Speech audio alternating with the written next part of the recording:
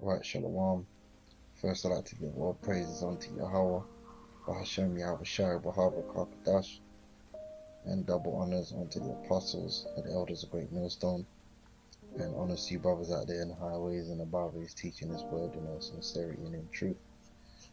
And this is just going to be a thought-provoking lesson, exhortation regarding integrity. All right. Now, got this little image here that reads, wisdom is knowing the right path to take. Integrity is taking it, right? And really taking it every time.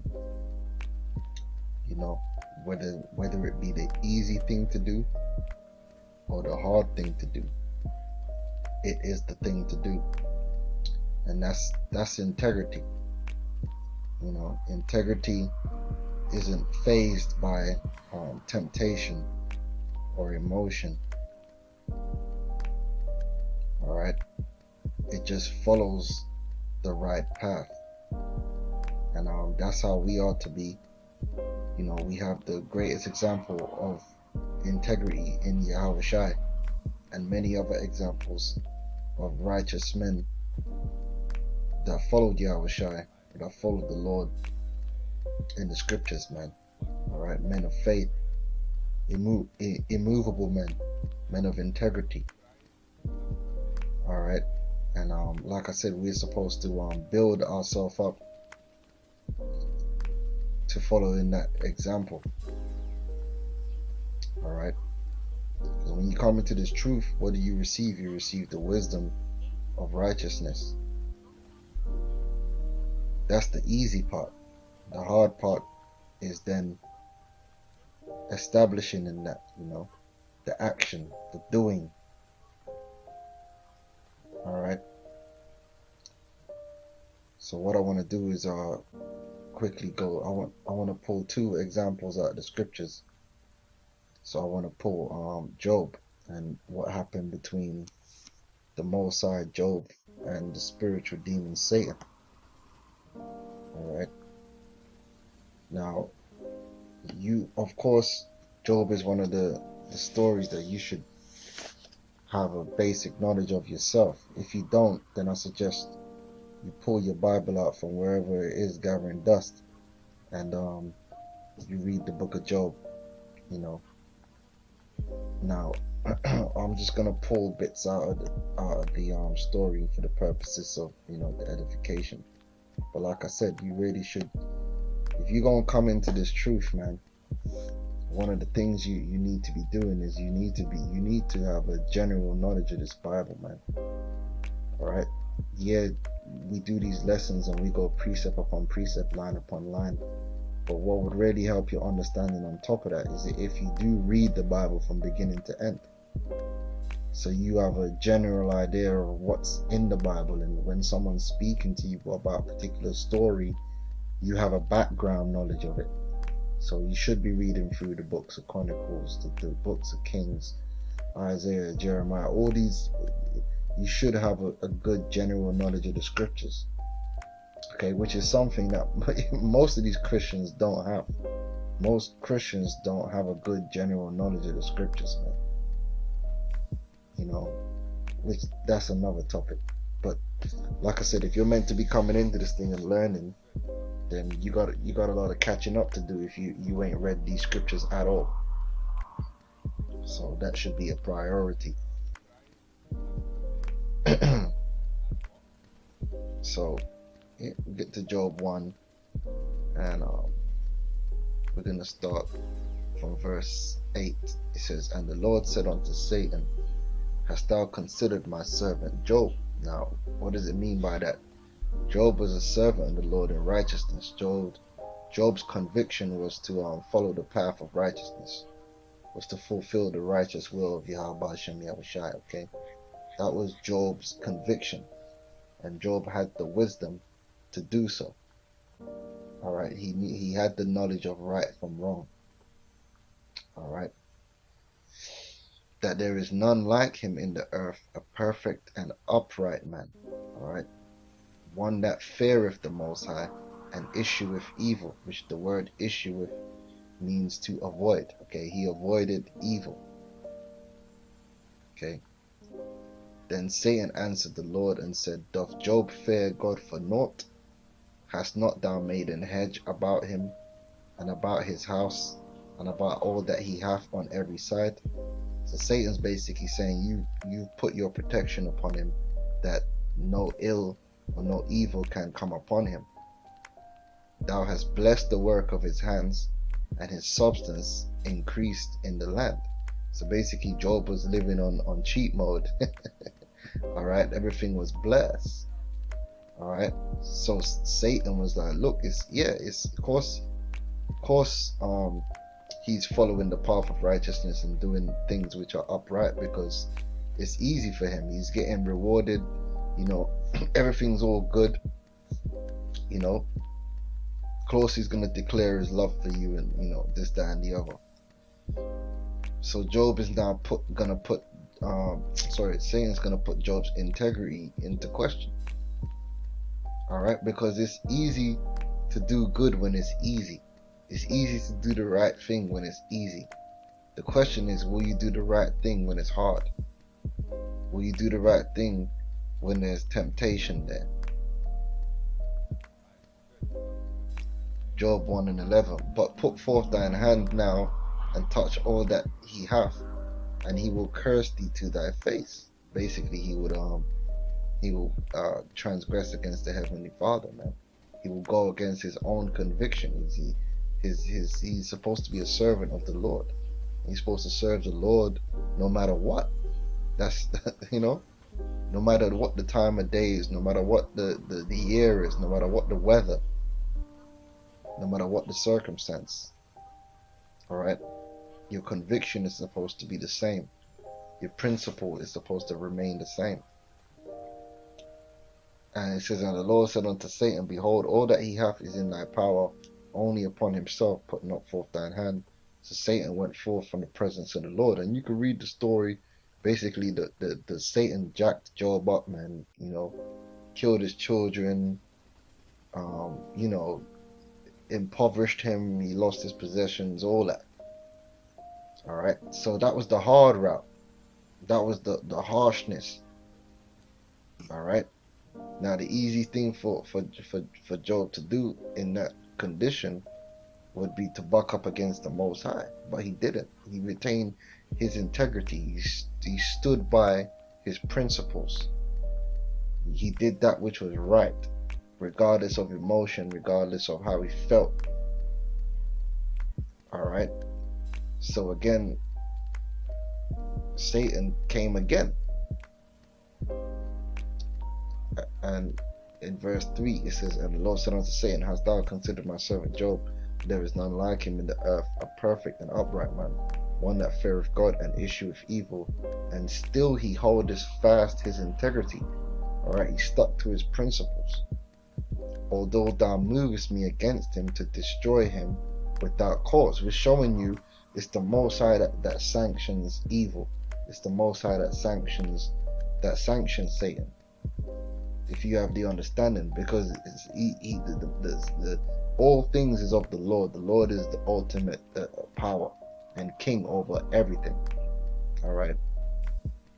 And Satan answered, and Satan answered the Lord and said, skin for skin, yea, all that a man hath will he give for his life. But put forth thine hand now and touch his bone and his flesh, and he will curse thee to thy face. And the Lord said unto Satan, behold, he is in thine hand, but save his life. Alright, and then so basically Satan plagued Job's body, man. So went Satan forth from the presence of the Lord and smote Job with sore boils from the sole of his foot onto his ground. And you got to remember that Job didn't do anything to so-called deserve what is happening to him. But you see, regardless of whether Job thought he deserved it or not, he retained his integrity, man. And that's what we gotta be like, man. If you claim you serve Yahweh Shem Yahushai and you submit to his will, You got to submit to his will, whether it be for good or whether it be for bad. You submit. You understand? And that's called integrity. All right. Yeah, you got a lot of these people. Oh yeah, they believe in God, they worship God. Then they come up to the camp and they find out what the scriptures really say. What's the first thing that comes out of their mouth? I don't want to worship a God like that. So you ain't got no integrity, man. Here it is, the day before you would have been exclaiming about how much you worship God and you believe in God and you do whatever it is, but as soon as something pops up that your stupid ass don't agree with, you ready to throw the Most High out the window. No integrity, man. No integrity. That's why one of the things Apostle Taha always says is, if it's in the scriptures, if you claim you want to follow the Most High and you want to follow his son, then whatever's in the scriptures, you gotta roll with that. Whether it be for you or against you, you gotta roll with it. Alright. Now, let's go down to what? Job 2:9. Then said his wife unto him, dost thou still retain thine integrity? Curse God and die. So basically, she was like, he was suffering, so to end the suffering, just curse the Most High, which would be a transgression against the Most High, and which would be against Job's character and better judgment, right?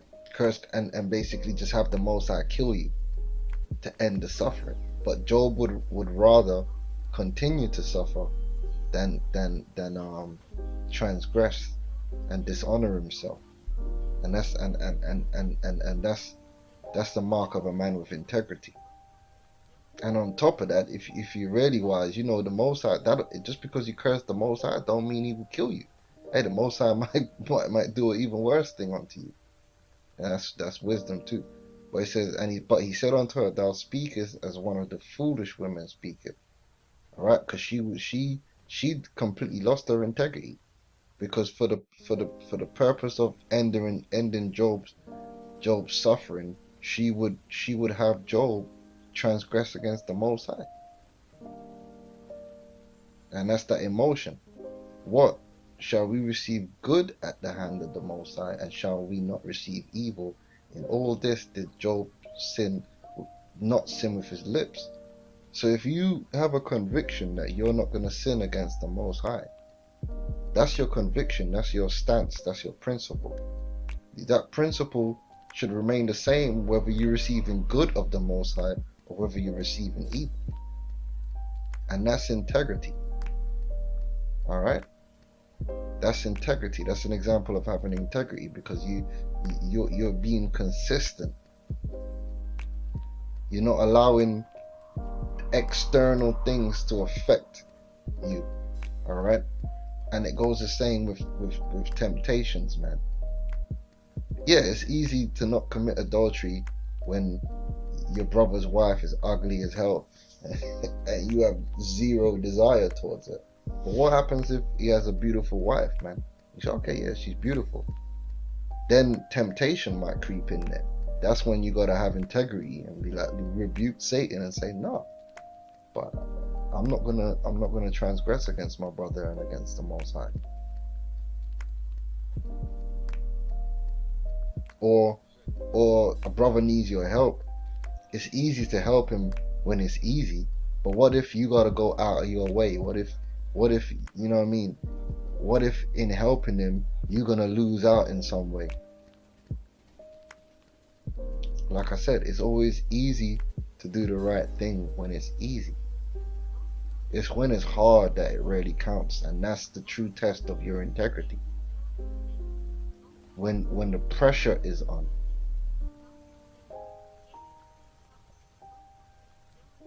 Okay? Will your principles and your character stand up to pressure? And it comes in various different forms, okay? This is the book of Luke 6:47. Whoso cometh to me and heareth my sayings, all right? Which is the wisdom, the knowledge of righteousness. and doeth them. Yeah, the key is and to do them. I will shew you to whom he is like. So you gotta do them. You gotta have that integrity to follow that path. Yeah, he is like a man which built an house and dig deep and laid the foundation on a rock. Yeah, structurally sound. Yeah, structurally sound. That's what it is integrity. All right, which we're gonna get the definition of integrity before I end this video. And when the flood arose, the stream beat vehemently. Yeah, that can represent any form of pressure for you to not fulfill the righteousness of the Heavenly Father, any form of temptation, emotion, whatever the case may be. That's what the flood in that stream represents. Pressure. Pressure for you to do the wrong thing. Yeah? The stream beat vehemently upon the house and could not shake it, but it was founded upon a rock. Yeah, it couldn't be shaken. Immovable. Alright? Just like Job. Yeah? But he that heareth and doeth not is like a man without a foundation built an house upon the earth, against which the stream did beat vehemently, and immediately it fell, and the ruin of the house was great. Alright, and I got an example of that, like this house here. It says the house collapses before Hurricane Michael arrives. So you got all these other houses here, and you gonna see this house, man, just threw. It had zero integrity, man. Now, if the storm never came, you would have thought, oh, that's a nice house. Yeah, in fair weather. But as soon as it was tested, it was found to be of no value, of no honor, no integrity, and it collapsed.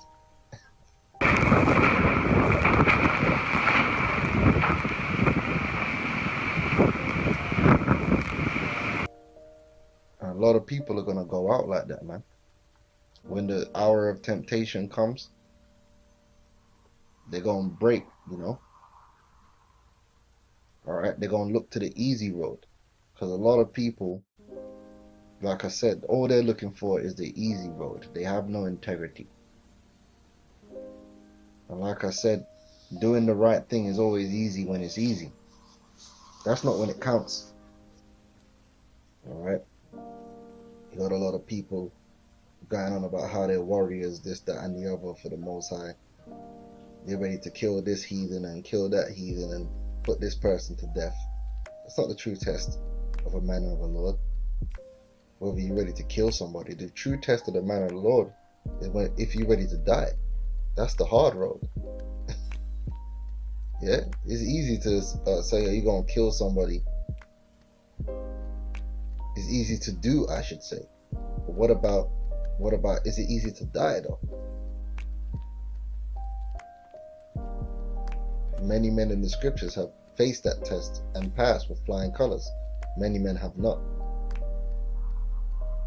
So you see someone always talking about killing people and killing that person, you gotta watch that guy. Because obviously he ain't contemplating that. What if it's the other way around? What if you gotta die for your principles? And then again, saying it ain't the same as doing it too. So the real proof is ultimately in the pudding. When that time comes. And if you ain't got no integrity, man, just like this house, you can't fake the fun. When that pressure comes, well,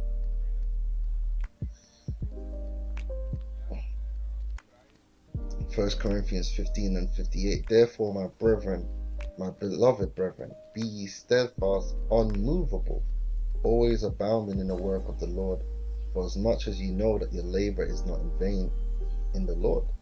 And it goes into even this ministry.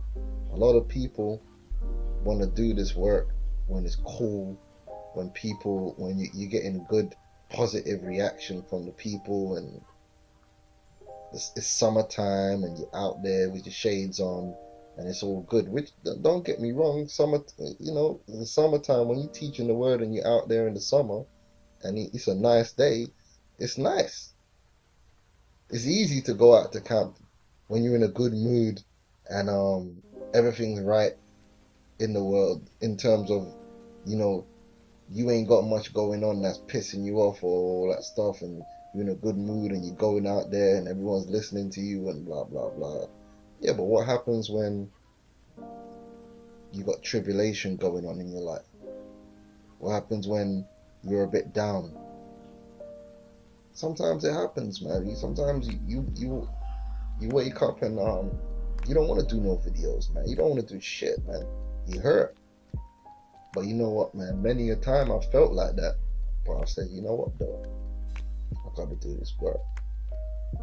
I've made it. I've agreed that I'm gonna do this work. So it doesn't matter how I feel. Gotta do what I gotta do. All right. When the winter comes and we gotta go out to camp, I don't like the cold. I hate being out there in the cold. But you know why I go out in the cold? Not because I love the cold. Some brothers might like it. I hate the cold. I hate it. I don't want to be outside when it's cold. But you know why I do it? Because I've made an agreement to do it. And just because it's hard or something I don't like, doesn't mean I'm not gonna do it. Now you got a lot of cats that they don't go out in the winter. Why? Because they got no integrity, man. And they'll make a whole bunch of excuses as to why they don't go out and teach in the winter. Some bullshit excuses. Oh, nobody ain't out there when it's cold. And that's bullshit, man. It's Christmas time, everyone's outside, and it's cold as hell. So what are you talking about? New Year's Eve, around any winter, people are always out, man. What the shops and everything shut down when it's cold, when it's winter? No, people still go out of the house. So why can't we? People still go to work, so why can't we? You understand what I'm saying? But they'll make an excuse because they got no integrity. If you see a camp and they only go out to teach in fair weather when it's sunny, that should let you know that they only do what they promised the Lord they're gonna do when it suits them and when it feels good. That's the point I want to make. When it's easy. But when it's hard, they don't want to do it. That's a sign that you ain't got no integrity. Alright? You ain't immovable. Alright? Always abounding in the work of the Lord. Right? And an example is that is apostles and elders, man. They've been consistent in doing this work, man, the right way. And that's integrity. Alright? And integrity is tested over time too. Alright? Look at the word integrity. It's because there's a lot you can pull out from just the very definition. It says the quality of being honest and having strong moral principles. You know, you got honesty, uprightness, probity, rectitude, honor, which the word honor means value. Alright? And consistency is value. Alright? When something isn't consistent, there's no value in it. If you got a car, right, and it's hit and miss whether that car is going to turn on, going to work, what value has that car? But if you got a car that, listen, no matter what happens, what the weather is, what's going on, as long as you put petrol in that car and you turn that key, the car starts and it's running. It don't matter whether you're traveling 1 mile or 2,000 miles, that car going to just run. How valuable is that car? That car has integrity. That car has honor. Now you got a car that's all wishy-washy and, you know, no consistency, no standard. That's bullshit, man. No matter what the car look like, you're going to have to get rid of that car. Alright, upstanding, good character, principles, you get the deal. The state of being whole and undivided. What does it mean by whole? Meaning you're not double-minded, man. The wisdom of Yahweh Shai, that is the singularity of your mind. And when anything comes up against that, you rebuke it. You're not troubled by it. You stay in singleness in mind towards the righteous will of Yahweh Hashem Yahweh Shai. The condition of being unified and sound in construction. And that's what this ministry is all about. This ministry is all about building up men of integrity, building our integrity, building us to be immovable, building us to be solid, durable, strong in the Lord, that we may withstand the wiles of the devil, the diverse temptations. All right. It says to be intact. All right. Unlike this house over here, man. The winds blew. The hurricane didn't even touch the place proper yet, and it already broke up. All right. So I just wanted to speak up on that. Wisdom is knowing the right path to take. Integrity is taking it. And every man's integrity is going to be put to the ultimate test in the time of Jacob's trouble, the hour of temptation, man, especially through the mark of the beast, man. All right. And basically, we got to be ready to serve the Lord no matter the weather, man. Whether there be immediate reward, or put it this way, whether there be loss or whether there be gain. Yeah. And that comes into suffering. Whether there be good or whether there be evil, to do the right thing and to serve the Lord, man. And that's a beautiful thing. That's what we esteem to be like. All right. That's the true nature of a son of God, man. All right. A servant of Yahweh Shem Yahushai, man. Faithful and immovable, loyal. Okay. So with that, I'm gonna say shalom.